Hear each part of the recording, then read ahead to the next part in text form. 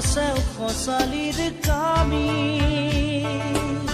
চাৰিজন মানুহে কান্ধত তুলি নিব চাৰিজন মানুহে কান্ধত তুলি নিব নৈৰ ঘাটলে বুলি মোৰ মনাই ঐ নৈৰ ঘাটলে বুলি